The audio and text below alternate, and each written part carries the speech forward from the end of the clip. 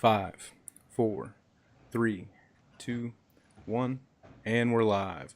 Welcome everybody to NatiCast, episode 2, where the dust of free agency is settled, and we are all patiently waiting for the draft to get here. Yes, I would sir. like to welcome my co-host, Retro Gamer, and owner of Skinny Gaming, die-hard Bengals fan, the Cat, aka Skinny Sean. Welcome in Hooday, my friend. Hooray, baby. How's it going, brother? Good. All right, let's get right into it. Last week's episode, we got a new coach. I don't think we got into it as much as what we would have liked, so let's just jump right into it. I kind of want to talk about Zac Taylor. Just for anybody who doesn't know, Zac Taylor was actually a college quarterback, actually not that long ago, considering he's only 35 years old. Right. But he played quarterback for Wake Forest, Butler, and Nebraska. He didn't really play too much at Wake Forest or Butler before transferring to Nebraska, where he got the majority of his playing time. He started every game for the last 2 years. He didn't actually have bad numbers. 45 touchdowns to 20 interceptions with a rating of 130 for his final 2 seasons. It's not bad at all. And I'm correct in the fact that the college rating is a little bit different than the NFL rating. A little bit different, but very close. Close enough that it's still a very impressive number. Okay. Yeah, I was going to say 130 seems like, because I think it's like 140 something is perfect in NFL, so I'm assuming that 130 is still pretty good in college regardless. Yeah. And all you got to do is look at the numbers, 45 and 20. I think we would probably take that. Suit him up. Exactly, right? As long as we had a good defense and good running game, I think that probably gets you 9-10 wins. But anyways, he did go undrafted. He tried out for the Buccaneers. He didn't make the team. He got cut during the preseason. He then went to the CFL, where he played 1 year, which he got 1 year of professional experience, which I know it's Canadian, but hey, professional experience is professional experience, right? Yeah. Traveling and just getting the logistic, all that stuff just helps with experience. He only lasted 1 year in the CFL. I don't know if it's because he couldn't have made it, but I think maybe his passions took him in another place, which is where he started coaching. I don't know if a lot of people I don't think know, but his father-in-law is Mike Sherman. I'm sure we all know who Mike Sherman is. Absolutely. Very successful NFL coach, but he got his start under him at Texas A&M, where he followed up. He went to the Dolphins as the assistant QB coach, and he actually got promoted to interim offensive coordinator his last season with the Dolphins. Also, just to note why he was with the Dolphins, Ryan Tannehill had his most successful seasons, which I'm not saying it was because of Zac Taylor, but that is it's a good indicator. It doesn't hurt. And besides, Tannehill was healthy that season, so maybe he's part MD. I don't know. Yeah, we could use it, right? Absolutely. You can use anything that positive and can help, and we can use it.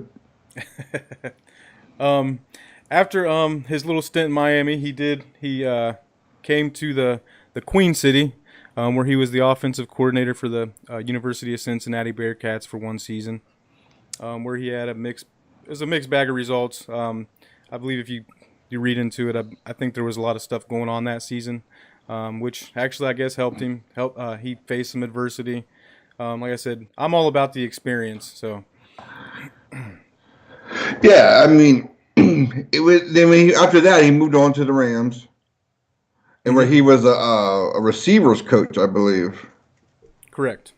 So he was receiver / QB. I dig that personally, because the quarterback and receiver has to have that special chemistry. So the fact that he's coached both means that he very well could be the Tom Brady of coaches, man. Out of nowhere, come in, next thing you know, we win everything. You don't know. Exactly. We don't know. That's the thing is he's really simply just an unknown at this point. All you can really go is based off what he said, and he really hasn't said anything. Nothing. He did say one thing yesterday, which we'll get into a little bit later, which kind of has me a little excited, but we'll get into that a little bit later. Yeah, he was the wide receiver coach, like you said, the QB coach, and they went to the Super Bowl last year. They didn't win, but hey, they had one of the best offenses in recent memory, Oh yeah, which is encouraging. absolutely. Jared Goff. We all thought he was a bust for sure. I mean, Oh he yeah, came out in the first couple of years. We're like, this guy is horrible. Carson Wentz is the way to go.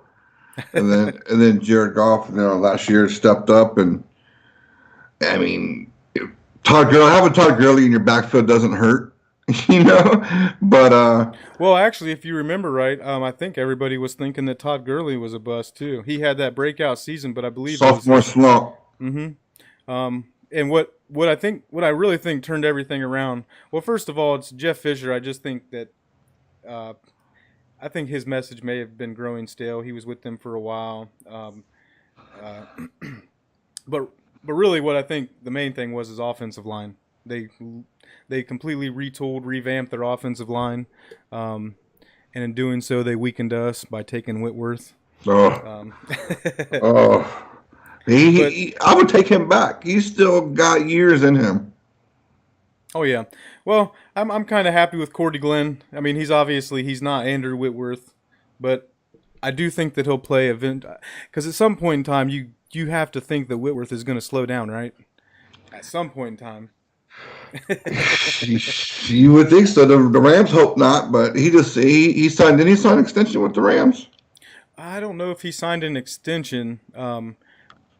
He possibly could have. I can't honestly say I don't know. But I think he has 1 or 2 years left.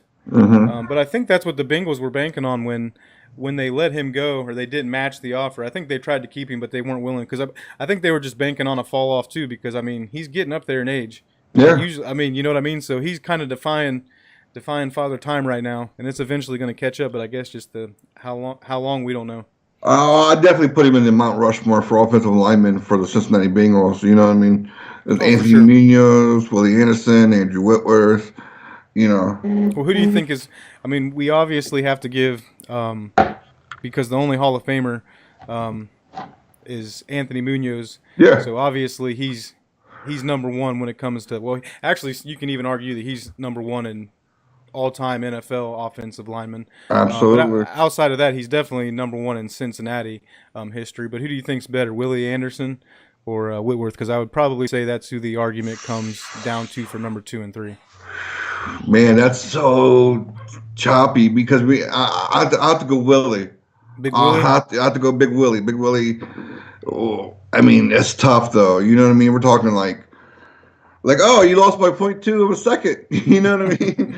So it's very close. But I would put Willie second, and imagine Munoz and Willie Anderson both in their prime at the same time. Oh man, that's talk about some bookends. Oh yeah, But yeah, I think I probably agree with you. Number one is because Whitworth's career is still ongoing, even though I mean I personally think that he probably deserves the Hall of Fame. Like Whitworth has absolutely. uh, been a stud, but I mean at the same time I think Willie Anderson deserves it too. But we just were so bad during his tenure. I think he only experienced like one winning season with us. Was it Yeah, '05? yeah, Or did we even have him? I can't. I'm pretty sure we had him. Yeah, because I think that was the last year that we had him. It was either '05 or '06. But yeah, he only had like a taste of success once. And you know, I mean, nobody even talked about the Bengals until Marvin took over. I mean, he right. was literally playing in a black hole. I mean, he was dominating. I mean, you know, he blocked for Corey Dillon on some record-breaking uh, Sundays. Actually, and I think one of those record-breaking games was on a Thursday night, if I recall. That brings me back to because we're talking about free agency being, like the dust settling and everything. I think in that time with Willie and Corey, our big free agent signing was like Lorenzo Neal, Oh yeah, the the fullback. fullback. Yeah, we were like, oh, we got Lorenzo Neal. And then Corey Dillon was just kicking everyone's butt anyways. Well, I don't want to get too off track here, but I know you remember this season since we're talking about Corey Dillon. But the '98 season with when Boomer took over like halfway through the season. Yeah. And we ended up finishing 8-8. But Corey Dillon started. I can't remember exactly how many games that he started, but he ended up putting up 1,000 yards in a real short period of time. Was just straight dominating. That was that's one of the funnest seasons that I can recall as a Bengals fan. Corey Dillon's rookie season. Oh yeah. Boomer's last season. And I remember he still had it, man. I remember he threw like a screen pass and set a block. I remember I was like, oh yeah. I remember. Oh yeah, he was.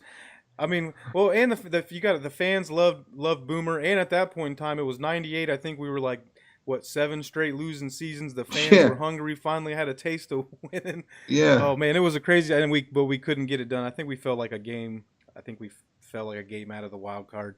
But that was such a fun season. One of my best memories of being a Bengals fan was that season. But anyway, moving on, I think you talked about it actually, signings. We finally got the details of the Tyler Eifert contract. We knew it was a 1-year deal, but we didn't know the details. Looks like it comes in just a little over $3 million. What do you think about that? I think it's good for us. You know what I mean? As far as money goes, we probably could have got him a little cheaper, but that's just the jerk in me. The businessman in me, like we could have got him cheaper, but I'm glad we got him on a 1-year show me.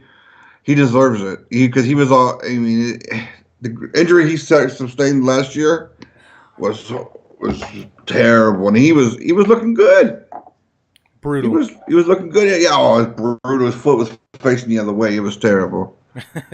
And he was damn near kicking his own ass. It was horrible.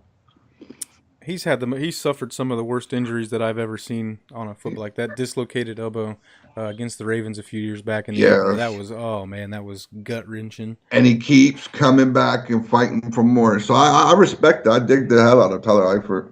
Well, that's what I have hope for him because he's had the back injuries, which are scary. Those seem to be like maybe chronic injuries that you can kind of predict that'll happen, but just the fact that the ankle and the elbow injury were kind of freak injuries, so I'm not sure that you can account that to him being like completely fragile because they literally were just kind of freak injuries. That's true. And just like I think 1 out of 1,000,000 he landed the way that he did. If he would have landed any other way, just a little bit any other way, I don't think any of those injuries happen. Both those injuries. So hopefully this is the start. This 1-year, $3 million deal is the start of something good. I personally actually think it was a really good deal, $3 million, because I think last year we gave him like $8 or $9 million. Something. Deal. It was something like that. So if he ends up even just giving us, I'm hoping he gives us 16 games, but if he just gives us like 10 to 12 games, $3 million, because he's a game changer. Right? Yeah, absolutely. I was thinking 10 to 12. I was like, just enough. You know what I mean? Just enough to get us. If you stay healthy at the end of the season, that's what I was just about to say. If we get into the playoffs, I'll take he got banged up in preseason, so he'll be out until week 3, and then just kick ass through the playoffs. Yeah, hopefully I'll be down with that. Yeah, hopefully if he gets injured, it's at the beginning of the season because if we do happen to make a playoff push or a playoff run, he's vital. I would say he's almost as important as AJ Green. Whoa, that's. I'm not saying that he is. I'm not saying that I almost, because when look at the top tight ends in the league. I mean, you got Travis Kelce, Gronk, no longer sayonara. He retired, but I mean, when he was on the field, you seen he was their number one option. Just dominant tight ends, you have to account for them. And I think when Tyler Eifert, I don't think anybody would argue when he's healthy that he's a dominant tight end that has to be accounted for. And then when you have AJ Green on the outside, he's another guy you got to. I mean, I think if we stay healthy, which we proved the first couple games the season last year, we can be a dangerous offense. I agree. I mean, our team is pretty much still intact. We didn't really lose anybody that was like, oh man, how are we gonna fill this hole? Vontez, it was a good thing, you know what I mean? But we're still pretty good, and that chemistry stays together. That people underestimate chemistry, man. Oh, for sure, I agree 100%. which I think is why you're seeing a lot of teams. A lot of teams are realizing this, and I think it's why you're seeing a lot of teams ship out big name players like Antonio Brown, Hmm. Odell Beckham, the list. I mean, that you can go on and on about troubled players who teams have traded that you wouldn't think they would trade based on their talent. But if you're wrecking a lot, like T.O., for example, how many teams did T.O. play for? Well, we were one of them, so Exactly. Team obliterator, though. And look oh at when yeah. he played for us, we were supposed to be really good. Everybody was predicting Oh, everybody thought greatness. him, Chad Johnson, and Carson Palmer, and he was like, Four and oh 4-12. yeah, horrible. Team obliterator. Because they I think they even both got deactivated at the end of the season that year. Because when we I can't remember the names of the receivers. Jerome Simpson and Sure. I think they was it Caldwell and Simpson started at the end of the year. Andre Caldwell. I'm Yeah, pretty sure it was him. he used to do the squirrel every time No, he's no, that was Kelly Washington. Kelly Washington. Oh Kelly man. Washington. You know that's so funny that you said that because I was actually looking for a HD video of Kelly doing the squirrel dance because he was my favorite player when I was growing up, Yeah. or when I was younger. I mean, he was my dude. I freaking love the squirrel dance. And then he went on to Baltimore. Yep. hmm I think Yeah. he actually played for the Patriots too, maybe for a very very short period of time. I think Everyone plays maybe for the he's Patriots eventually. yeah. Well, we had, if you remember right, I think the Patriots at one point in time were always signing our players. Corey Dillon, hmm Chad Johnson. Oh yeah. There's a lot. Yeah, there was a period of time where there was a lot of interaction between. I mean, we signed what Ben Jarvis, Green Ellis. The Yeah. list goes on and on. Um, let's see. So what else? What else? We signed Josh Topu, defensive tackle, which I actually he showed flashes in my opinion at the end of the year last year. One of the only defensive players that really seemed to flash at the end of the year in my Yeah. eyes. It's not a bad pickup. I mean, it's not gonna on paper. It's not gonna be like wow, you know. Oh no, But definitely.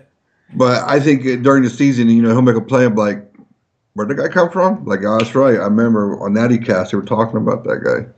And you can't miss him. He's as big Yeah. as a house.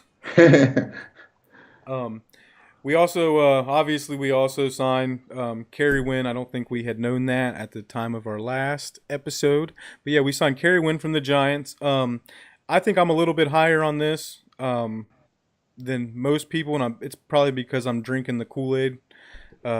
But just from the things I've read about him, he seems like he's going to be Michael Johnson's replacement, and he just got a lot of praise. Like nobody had anything negative to say about him when I went to a couple message boards Yeah. and on Twitter, and everybody just said he's a real big hustle guy. Everybody just had positive stuff to say about him. The only knock was that he wasn't a great pass rusher. We have. I mean, not a great pass rusher. Doesn't mean he's like just absolutely does not rush the passer. As long as we can, we need to stop runs anyways. So You know, exactly right. we have pass rushers. We have Dunlap, Gino, and whoever we put in the linebacking core.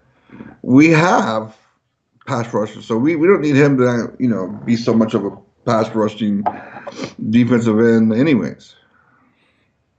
Agreed. Well, we definitely need help, and we need to stouten up against the run. And I think he helps that. Plus, he's supposedly a really good special teams player, as well. But I always take a hustle guy. Oh yeah. Because at the end of the day, you can be as talented as you want, and if you're not giving any effort, it doesn't really matter. You know who Um, had a high engine? I wish he would have hung out a little bit longer. Was Justin Smith? oh yeah, well he went on to San Fran to be Yeah. what? I mean, he dominated for a good chunk of time. Really, Pro- like I was when what he did in San Fran like surprised the shit out of me. Because if you remember right, he was always a solid defensive end for us. Yeah. But he never really like you know what I mean. Just he was never dominant, and I think it obviously had to do with our scheme, our coaching. Like it was a bad situation during that time period. Well, take Um, that into consideration for what we have going on now. People don't know about our coaches and players that are like, oh, okay, might turn out to be a lot better, like really, really, really good. You're like, oh Oh yeah, my once god, you get a new coaching staff, you're around a new environment. Um, yeah, you never know. I mean, hopefully we got some guys that maybe. I mean, speaking of a guy that I'm hoping that does something is Malik Jefferson. yes, I mean, he's a pretty high pick out of Texas. Didn't really do anything last year, but he's got all the measurables. oh yeah. So I mean, hopefully, yeah, I mean, hopefully he'll hit. We still got some picks from last year. I think that step up. Like I said before, I really like versus Josh Malone. hmm I really like. I think earlier I wanted to call him Carl Malone on accident, the but no, mailman. yeah, the mailman. But yeah, I like something about him. I like him a lot. Definitely. I we used to seem like if I recall correctly, we used him a lot in the preseason last year, but then like we never seen him at all during the regular season. That's one thing that really bothered me. Well, about Marvin, he was always more of a veterans guy. Didn't really give the young Right. guys a chance. Well, he showed up at Um, the end with Driscoll. Yeah, so I think I mean, he's got all the physical tools. Oh He's a yeah. big, physical, fast wide receiver with good hands. So hopefully we can unleash him a little bit. That's just what I'm. Obviously, we've talked about this a lot, but just really excited to see what Zac Taylor can do with our offense. Absolutely. He's like the Batman of coaches. He's just fucking, like, well, this guy's a mystery, Yeah, exactly. Like he don't give you much. He comes out and gives you like the speech, the political speech. We're gonna win. Our goal is the playoffs and then the Super Bowl. And I'm like, yeah, but what scheme are you running, man? Is it 3-4, 4-3? What's going on with you? Well, that's I think. Well, it's to his advantage. Well, to our advantage. Keep it on the down low until we absolutely have to show off what we're. That's a real big advantage too in the division. Like switching coaches, it's got its disadvantages. But typically, when teams play each other so much, you know their schemes. You pretty much know what they're going to do. It just comes Yeah. down to execution. But when you have a new coach with a new scheme, you can get them first couple games against some of your division opponents and maybe catch them off guard a little bit with some new scheme that they haven't seen. Hopefully, yeah. I mean, that's what we're praying for. Like I said earlier, that maybe it might be the Tom Brady of the coaches. Out of the sixth round comes Zac Taylor. um, so let's see what else. What else? Vontez Burfict. Obviously, we discussed him, but we didn't know who he was going to sign with, or even if he was going to play again. Um, Vontez signed a 1 year deal with the Raiders for $2 million, which I guess that kind of shows like people's opinion of him around the league. For him to only get a $2 million deal, when at one point in time he was one of the best linebackers in the NFL, just kind of shows you how big of a fall he had. He's definitely got the Raider mentality. You know what I mean? But the fact that he's teamed up with Antonio Brown trips me out, man. Oh Like, yeah. that's like Hines Ward and Corey Dillon being on the same team. You're like, what? Well, we'll see how it works. We'll see how it works out. I mean, obviously they don't have a choice, right? All right, I mean, they're going to have to get along. It's just kind of funny how that worked out. right. After all the trash talk, whatever, and Vontez said that he would never play with the Steelers, or he might even have said Brown. Yeah. It's funny. Let's see. We were all talking about Darquez Denard, wondering where he was going to go. He ended up signing a 1 year deal with us, $5 million, which in my opinion is. I think we're not having a big off season in terms of splash signings, Right. big money deals that get a lot of headlines, but we're making smart moves. I don't think we've signed any bad. The only contract I guess you could probably argue was the Bobby Hart contract. Right. But seems like we're giving out pretty smart, team-friendly deals. Well, Darquez coming back kind of completes kind of like same thing as the offensive line. It completes the secondary. We get all the guys know where they're at the same time. Except for maybe Kirkpatrick. The guy doesn't. He gets burned a lot, but with Darquez and William Jackson and Webb and Kirkpatrick. That's me, by the way, pounding on the table. I'm like, yes, Oh, yes, yes, yes. But yeah, it kind of completes the secondary. Now we need a safety next to Jesse Bates, I believe. You're not sold on Sean Williams? Nah, man. He's had enough years to show that he can do something and back up at best. Well, I think that we can be well.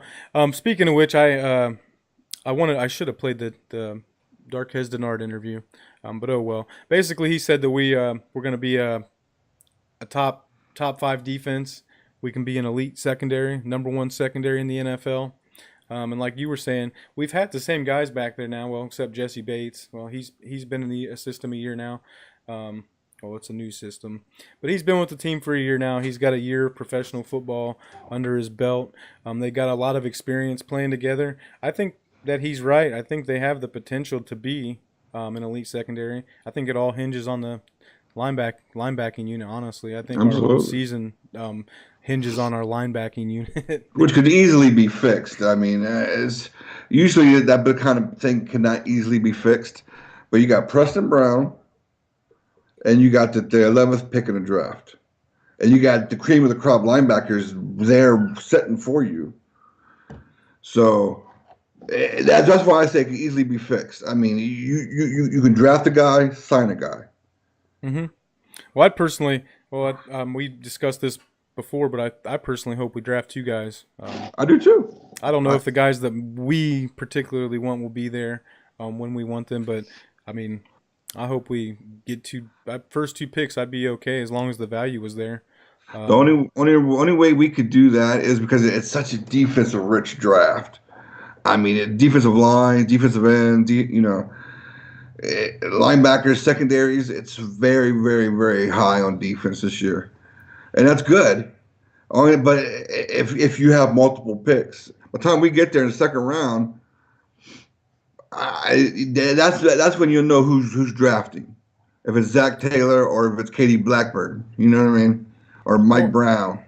I think we have a little bit of ammunition to move around too in the draft a little bit. We have like 36 round draft picks, or not really 30, but I think we have like what is it like five Something or like that.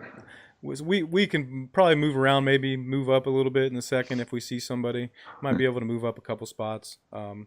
Could be. Um, I like to see some movement. That'll show that at least we're trying and we're trying. We have a plan. for sure, if they see somebody there that they really value, I hope they don't sit on their thumbs. I hope they pull the trigger and go get the guy that they want. Um, Alrighty, so AJ McCarron, he went with the Texans. He signed a deal with the Texans. I think a lot of people were hopeful that he would come back to back up Andy Oh Dalton, yeah, but I was one of um, them. I think I was okay with it. I was okay with the idea. I'm not necessarily sure it was my first choice, but I definitely wouldn't have been upset about it.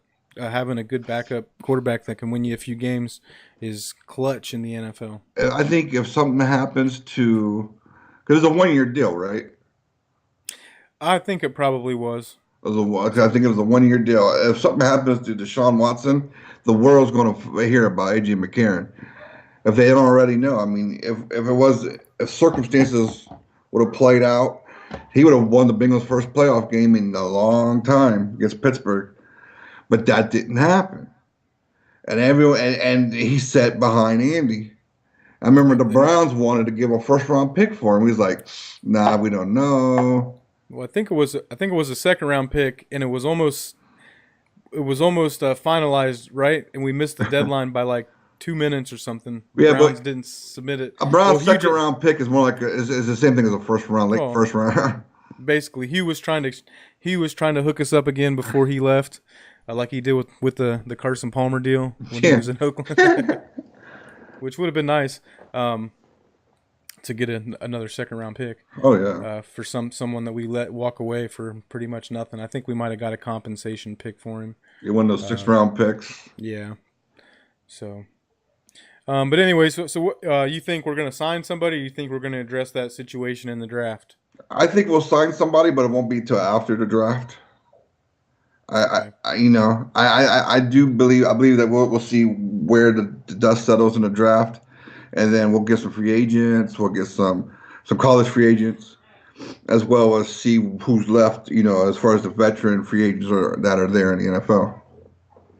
Well, what has me intrigued is what Zac Taylor said yesterday at that luncheon or whatever it was, where he said that at 11 everything's on the table, or nothing's off the table, I guess you should say, with the 11th pick. So, and I think a lot of people take that as maybe we might get a quarterback with the 11th pick. What do you think? If we do, I hope it's not Kyler Murray. Same here. If we draft a quarterback and it's just what it is, we're drafting a quarterback, deal with it. I hope that it's Haskins or Locke, maybe Locke or Haskins, maybe flip them, maybe Locke first. That's what I think I have. I think I have Locke as my number one.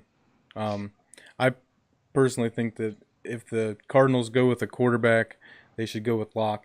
But that's just my opinion. I mean, to be honest, if we don't plan on taking a quarterback, the more quarterbacks that get taken before us, the better, right? Right. The more players that fall down to us. Then we can actually go for a position that we want or need, like a linebacker. Mm-hmm. Speaking of drafts, just give you a roundup of some mock drafts that have been going around here lately. Okay. First of all, I just want to say I'm pissed off that Mayock is no longer with the NFL Network. He is now the GM of the Oakland Raiders, because he was always my favorite person, or my favorite draft guru. Come draft time. Oh, he was awesome. I loved him, and great analyst and commentator. Oh yeah, was my favorite. Yeah, but anyways, he's with the Raiders now, so I hope they do good. I just hope they never do better than us. Exactly. But anyways, Mel Kiper, he has us taken in his latest mock draft that I could find. He had us taking Devin Bush, out of Michigan, linebacker. Peter Schrager, from NFL Network, had us taking Cody Ford, offensive tackle from Oklahoma. Pete Prisco, which is a special shout out to Pete. He's always a fair guy in the sports media about the Bengals, so I always have a special place in my heart for Pete Prisco. But he has us taking Jonah Williams, tackle from Alabama.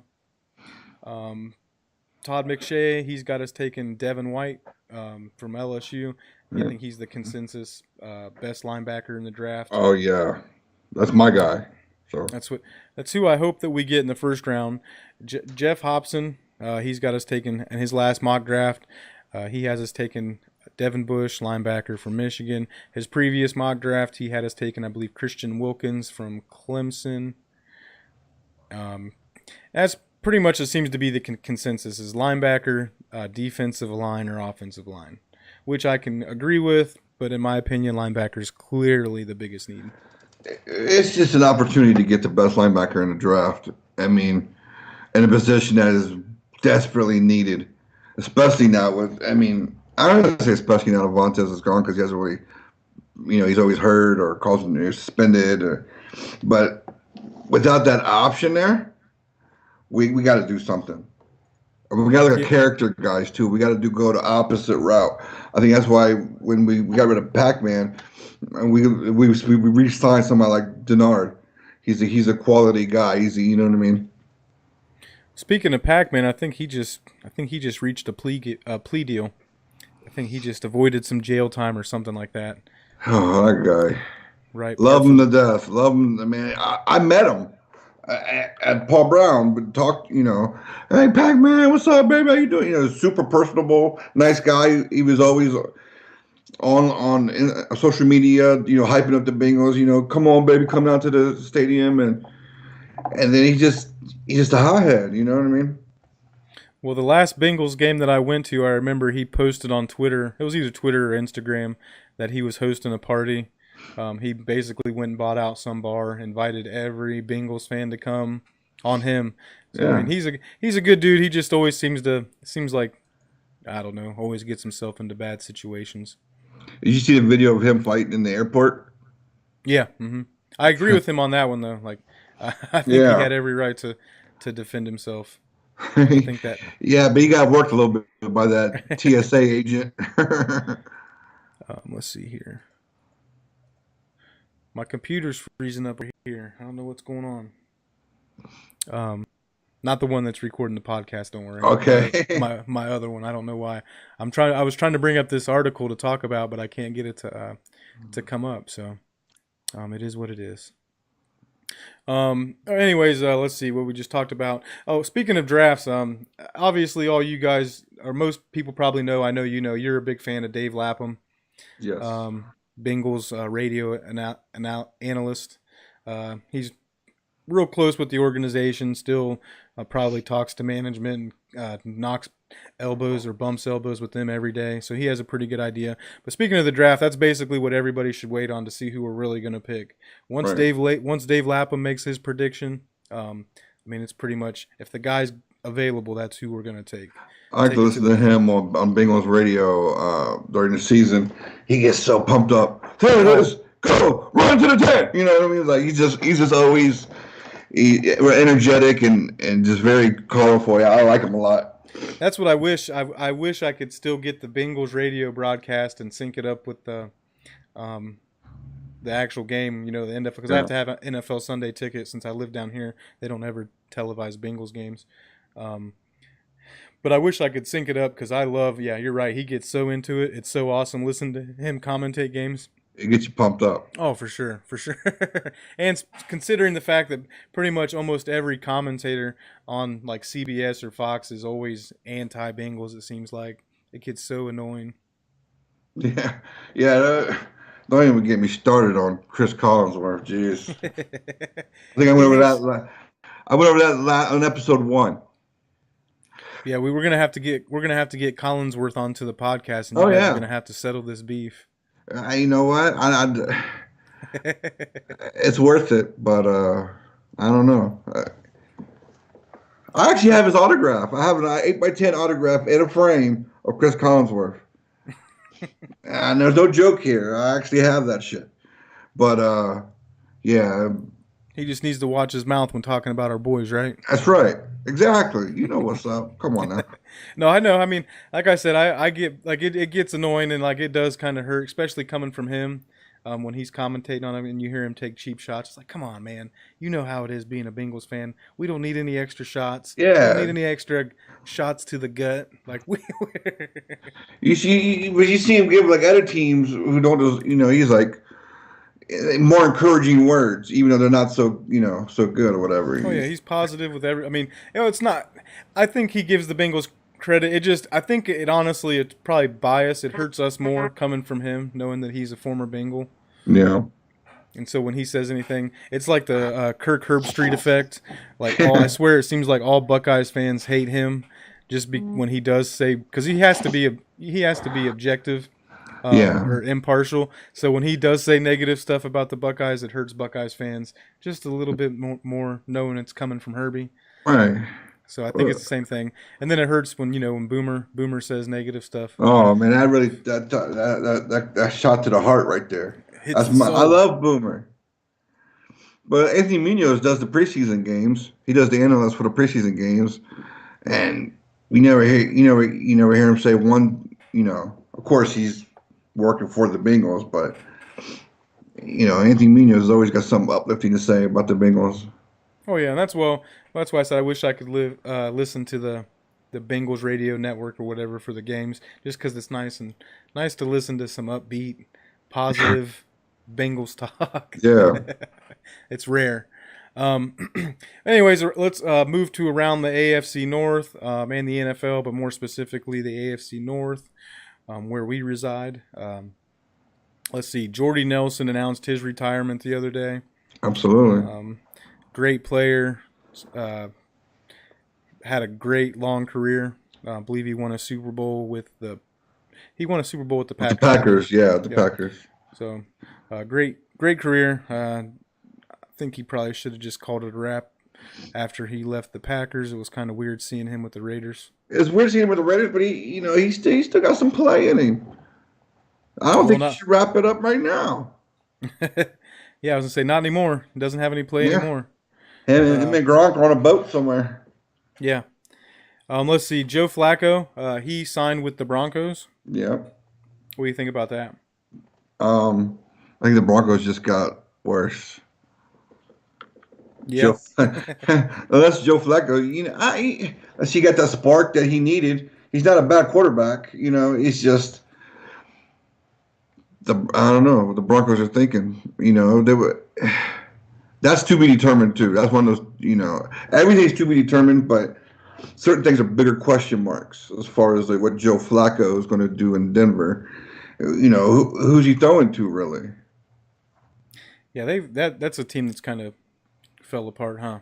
Fell from glory. Oh yeah. Oh, let's see. The Buccaneers. This is, I believe, this made news yesterday. The only reason I'm bringing this up is because it's a pipe dream, but the Buccaneers are. I guess there's a possibility that they might part ways with Gerald McCoy, defensive tackle, stud. Yeah. Um, if they released him, I would hope that we would be all in on him. But I know that won't happen. So, Put him next to Gino. oh man, that would be Oh. right. Or Oh. get him or Sue, but it's just something that as a Bengals fan, isn't going to happen. No, Domkins was like 13, 14 for 1 year. Let's see. The Jets are rumored to be willing to trade down, move down from their third pick. Just I think a lot of people are, especially if the teams that have quarterbacks already. I think we're going to see a lot of movement this year. Oh yeah. So it might be an exciting draft. We'll see. Somebody might fall down to us that we wouldn't even. You know what I mean? We weren't even expecting. It happens every year. Oh So yeah. I think it's going to be. And like round 2, you're like, that guy's still there. Yeah. I think they already do. They go on Thursdays now, and the draft starts on a Thursday. I'm sorry, I'm fixing my chair here. The draft starts on a Thursday, and they only do round 1 first. Don't you hate that? I do, because I'm like, man, you got so many questions, and the next day they don't start until like 6. You're like, this is ridiculous, because all I'm doing is sitting around waiting for the draft to start. Yeah, I think I wish they would do the first 2 on Thursday. Yeah, yeah. And then, because what is it? It's the first round on Thursday, the second and third rounds on Friday, and then what is it? The rest of them on, or is it Saturday and Sunday? You know what? I'm pretty sure it's a 4-day event. I think it's the first. See, I can't. I'm gonna have to. Let's look. Yeah, because I believe because they keep changing it around. It was a Friday, Saturday, Sunday. Now it's a Thursday, Friday, Saturday. Oh yeah, so it ends on Saturday. So it's just 3. So it's Thursday's the first round, Friday's the second and the third round. I believe it's just the second and the third round, and the rest of them, the 4 through 7, is on Saturday. And Saturday is the day where you can find like the gems, and you're like, oh, there he is. Oh yeah, we've had a lot of success drafting late round guys. I would actually probably say we've had more success drafting mid to late round guys than we have with our high picks. Oh yeah. I mean, with the exception of a couple guys, but like AJ Green. But like I said, a lot of our Geno Atkins was a fourth round steal. Oh yeah. We've just had a lot of success. We can go back to Hush, the 7th rounder. Oh yeah. I mean, and he's still one of my favorite guys. You know what I mean? Because he had attitude. Like he was, especially against the Steelers, he wiping his shoes with the terrible towel and shit. Well, let's see here, man. We're talking about the draft order, so let's see. The Jets have a high pick. They have a quarterback situation already figured out, right? This is what I was trying to pull up. The Raiders have their quarterback situation already figured out. They're 4th. 49ers have their quarterback situation already figured out. They're 2nd. Cardinals don't. Obviously, they're number 1.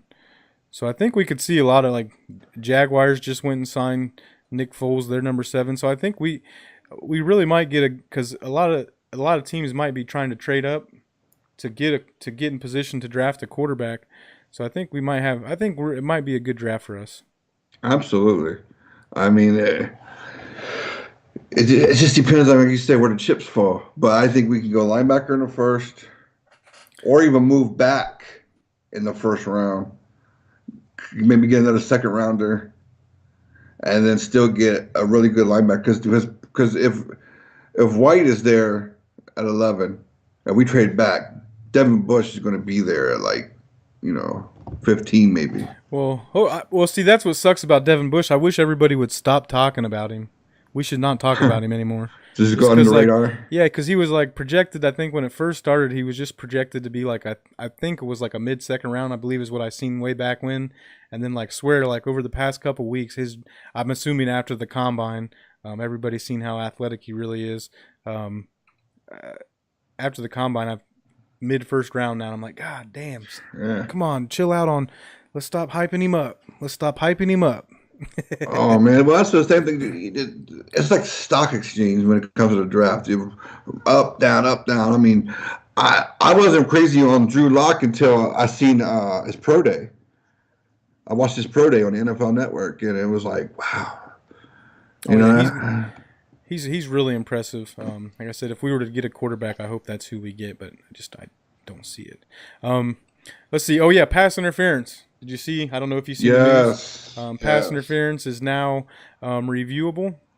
The Bengals voted against it, the only team in the NFL that voted against it, which I actually don't have a problem with that. I actually like that Mike Brown, he's a he's an old Scrooge McTraditionalist. I Yeah, don't have a problem with it. He's just a traditional.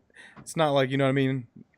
It's not, he knew it was going to pass, or I think they knew it was going to pass. But right. it's always funny how these votes go. It's always like when there's only one team that voted against whatever they're trying to vote on, you can guarantee it's going to be the Bengals. Absolutely, and well, the fact that you could challenge a no call, I Yeah, think that's pretty huge. it's the only thing that it's. I don't like. Do you think that we should have had review, or you think that they should have voted against it? I think no, they should have had review. I mean, especially what happened to the Saints. I mean, that was terrible. Like what the Saints should be compensated like something amazing. Like oh my God, I don't know what to say. Like it's so mind-boggling that it wasn't called. But I definitely believe that they should be able to challenge no calls. Well, let's see here. I'm trying to see if I can find an excerpt that I can like read the actual rule to everybody, so everybody's read in on what the actual rule is.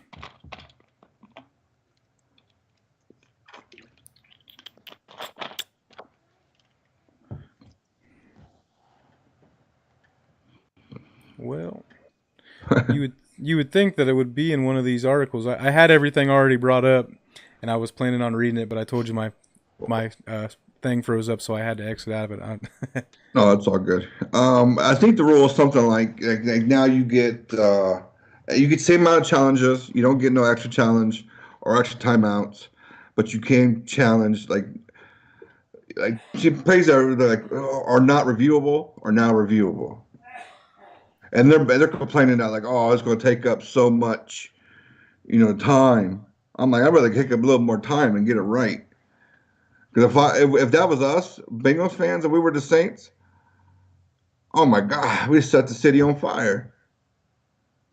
Oh yeah, well, and I guess what could also suck though is I'm reading. I've finally found an article. Is they're talking about one of the downfalls is you know how it's automatic booth or the initiated challenge. It's like automatic review. You don't have to use a challenge within the final 2 minutes. Right. Well, like they're saying that it could really just completely ruin the 2 minutes. Because what if a couple questionable plays happen like right in a row?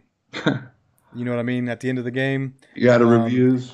a team is passing to catch up, and it probably could get messy. But I'm guessing that they're probably just going to use it only on like very highly questionable, outrageous plays when it's within the 2 minutes. Hopefully, because I do think they need to get it right, but at the same time, it kind of does suck because momentum can be changed. You know what I mean? And sometimes reviews can Yeah. take forever, and sometimes so hopefully they'll get it figured out and they'll get it streamlined to where it's effective and everybody's happy. It'll get worked out like that. Like the penalties last year were just flying in preseason, and they were like, "This is crazy. I can't roughing the quarterback like they were just throwing passes if you breathed on him." Yep.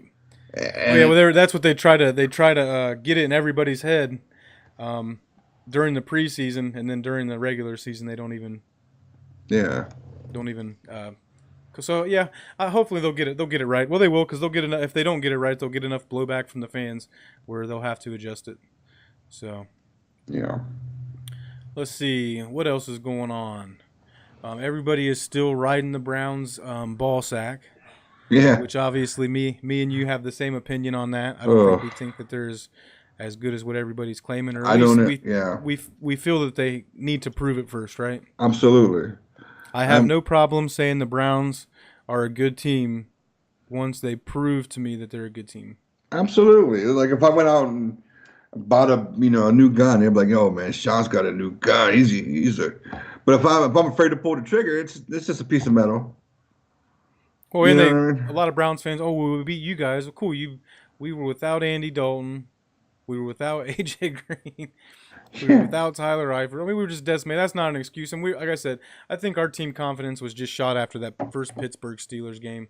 Once we lost that game in heartbreaking fashion, it was just that the message got lost. Well, I'm not going to get into that, but you know how I feel about it. So Absolutely. I don't think it was a big feat saying that you beat the Cincinnati Bengals last year. I don't think Yeah. that was a huge accomplishment by any means. I mean, you take somebody with the biggest ego and Odell Beckham and like you put him in a class with Mayfield and Landry and the fans. If one outburst, those fans will eat you alive. So I'm Oh, not I'm not excited, but I'm not scared of Cleveland. well, and the pressures, I would say that one aspect that's getting overlooked with Cleveland is the pressure's on them now, Yeah, right? put up or So shut up.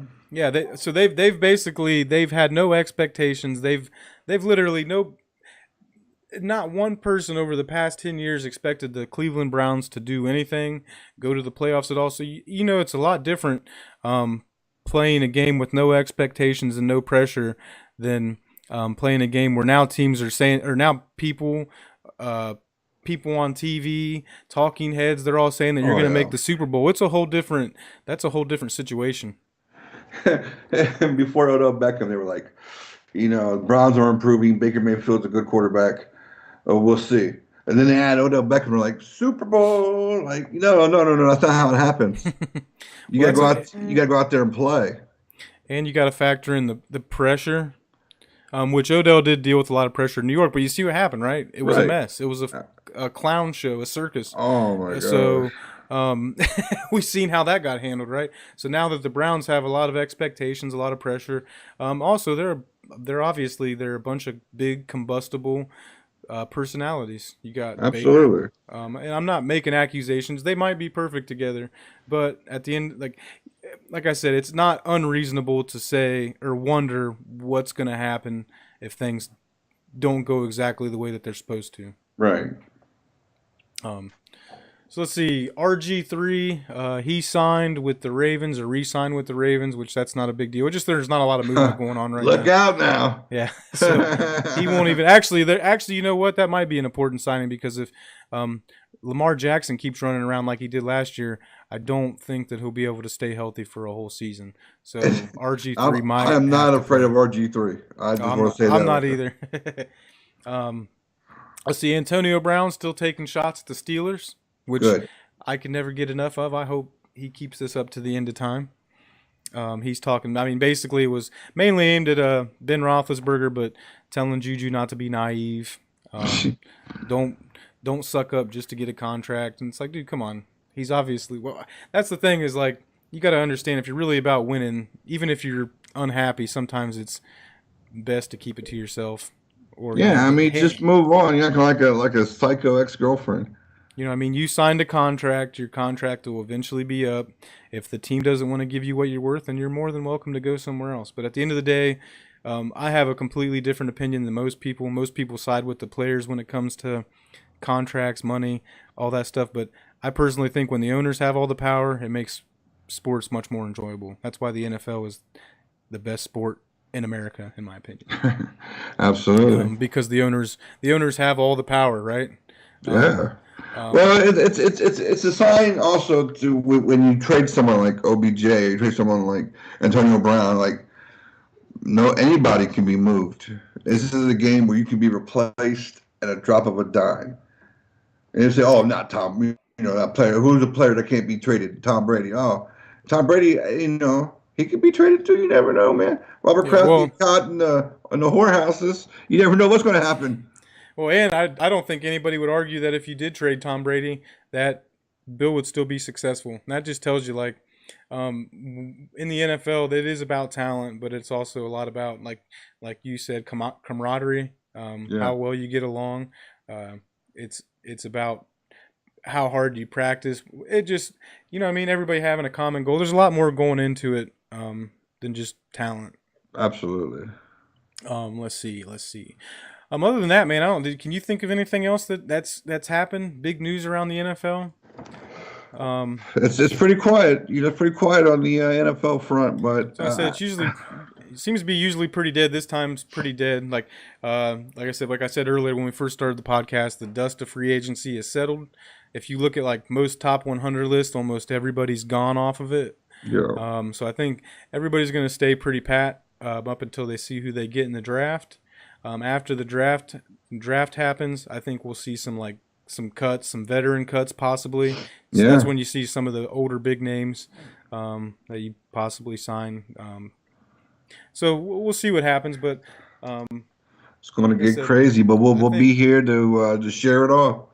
yeah, basically I think a lot of pro days is happening now. So maybe next week we'll get into that a little bit more, like who we visited, who we've had.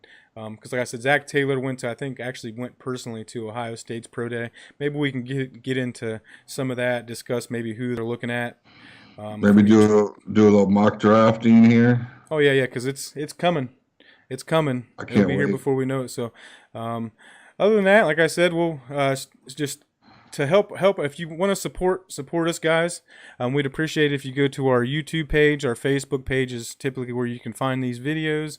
If you like, follow, and subscribe, every single one of those things help us out. Helps us gain notoriety. Just get the word out. The more likes, obviously, the better for us. But other than that, I guess all I have to say is, "Hoo day, baby!" Who there?